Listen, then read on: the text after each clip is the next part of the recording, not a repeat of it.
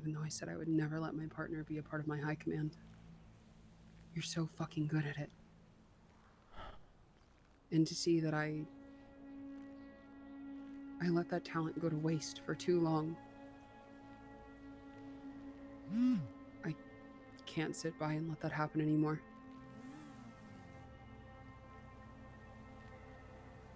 I'll be the first to say that, I mean, they can hype me up all they want. I'm self-aware that I have qualities that I know I'm good at when it comes to leading, but I also have things that I know I'm not good at.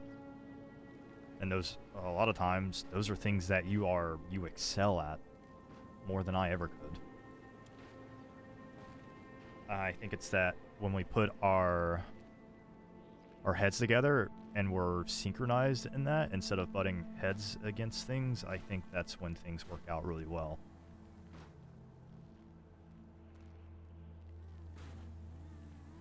I see what you're saying. At A yin and a times. yang type perspective. And at times, well, I say at times, for the most part, we're kind of at opposite ends of the spectrum where you have moments where you're overly aggressive, and I have moments where I feel like, looking back, we should have pressed, or we should have fought a bit more. But what I will say is, the times, at least here recently, the times that I have said that we shouldn't press people or that we shouldn't go after someone is simply because of our resources. And I've agreed with you On that. Have. You've been right. I know that I'll just. I have something else. Sorry, I was gonna add something else to that. What you said earlier about when you just kind of stopped and thought about things. With me being kind of more on the silent side. When I'm not talking, I'm listening. I'm listening to what you say, and I'm listening to what others say in response to you.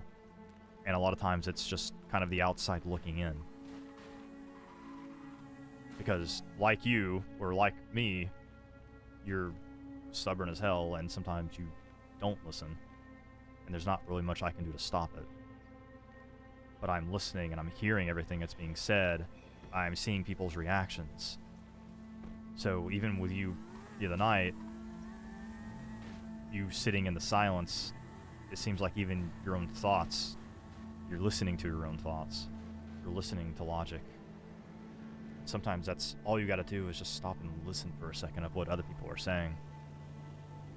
Even if those people are angry at you, even if you don't like those people, even if those people have wronged you, sometimes you have to listen. Because people don't do anything for no reason. They're not gonna gun you down for no reason. They're not gonna stab you for no reason. They're not gonna yell at you for no reason. Everyone has a purpose in their fucking life of what they want to do.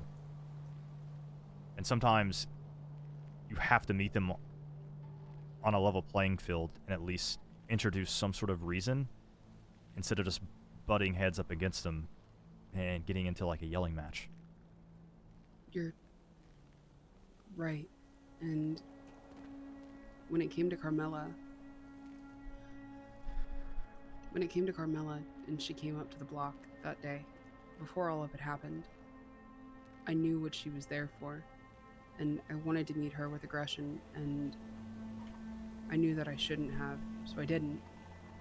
And the only reason I ended up going for her was because she went after Alex. I didn't initiate the violence. Even when she came and attacked me at the club, I know it was hard for you to believe that I didn't do anything to incite or entice her, but I didn't. And I've been slowly learning that I need to learn how to listen more to the surroundings around me. Can I speak on that as well? Yeah. If we're being honest Please. here. I mean, I believe you when you said that you didn't do anything at your concert. I believe that. And to be honest, the reason why everything that happened at the block with Carmela was because you I got mouthy. you set that up. And in all honesty, you painted Alex as the bad guy, and then when she pulled a knife on him, then you wanted to defend him. I didn't think it was going to go that far. I was wrong in what I did. And when Sammy told me that there was, I made those mistakes and that was on me. And you guys all said that these were the reasons why people felt like they couldn't just bullshit with me. You guys were right. And I've sat on that and learned from it, which I'm hoping you got to see tonight with everybody while we were boosting. I did.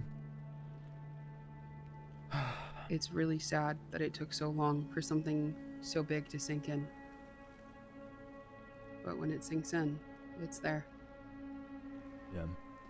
So, here's kind of going on with that, the Carmela situation, and about being a leader. Yeah. I think it's good in a way for a leader to be feared, but I think it's also good for a leader to admit when they're wrong and to admit to people.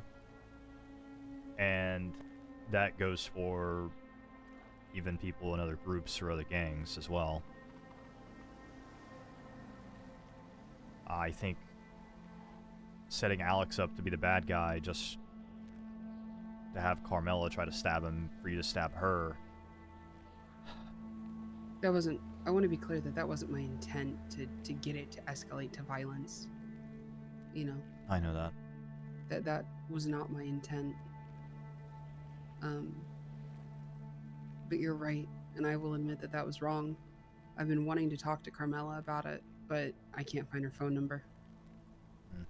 But I'm gonna go reach out and specifically tell her that was wrong.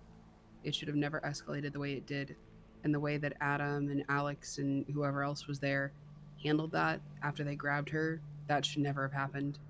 The words that they said to her should never have been spoken. It was wrong. And I will stand on that wholeheartedly. And I will take whatever punishment Dante sees fit for eliciting what happened at that block. I was in the wrong, and I will admit that. I took it too far.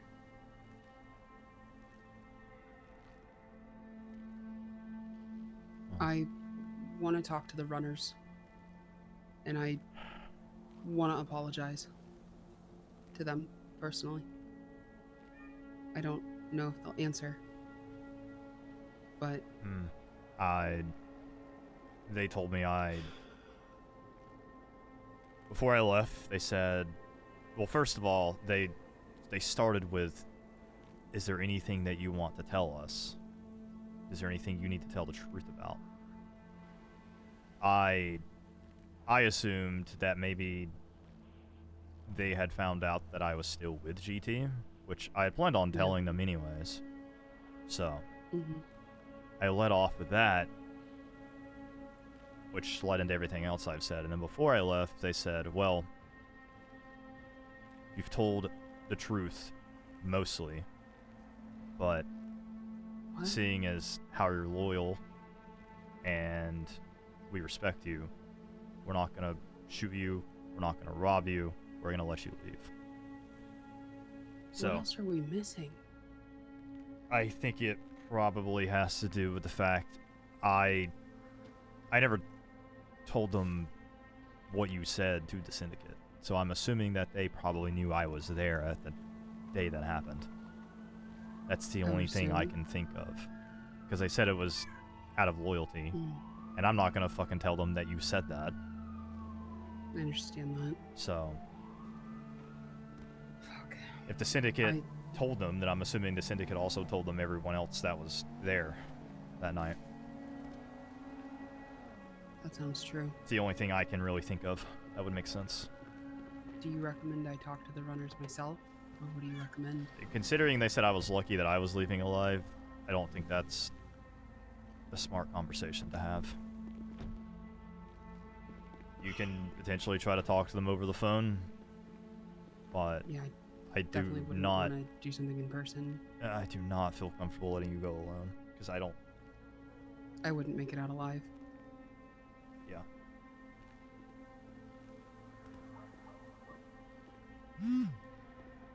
But I know it's gonna eat at you if you don't get any sort of closure. So. Caden, remember how you said that you were the analytical one? Mm-hmm. This is why I asked you, do you think I should say something? Because knowing me, you're right. I want to say something. I want to use my talking and see if there's a way we can salvage this. But you're analytical and you're looking from the outside in. This is where I lean on you. Because I think you'll make a good decision. If you say that it's not best to reach out and attempt to save this, then I won't. But if you think I stand a chance, then it's worth a shot. But again, I'm relying on your expertise here. I've seen you talk yourself. Again, I've seen you talk yourself out of situations I never thought that you could ever talk your way out of. That I know I would never talk my way out of. Yeah. But also, like I said, again, a lot of those times you talk yourself into those situations. Just kind of like how this has happened.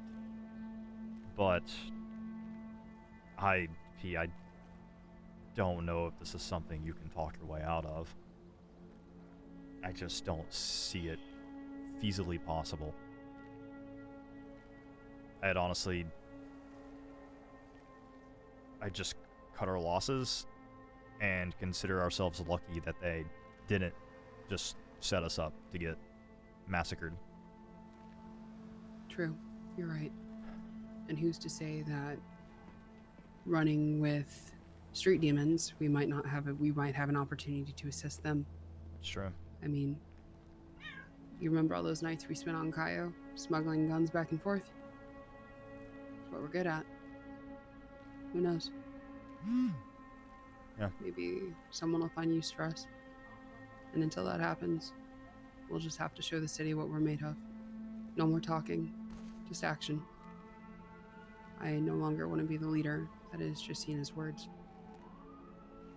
We'll stand where we need to stand, and I'll sit where I need to sit. It disappoints me that someone thought that we're a sinking ship when we waved that flag proudly. We're not going to be that crew. We will never be that crew. I won't let GT go down in smoke like Yukiko did. I won't go down that path. I refuse. So we'll have them eat their words.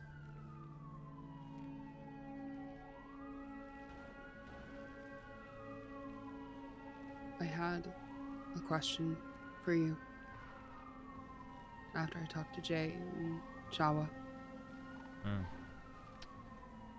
And what would that be?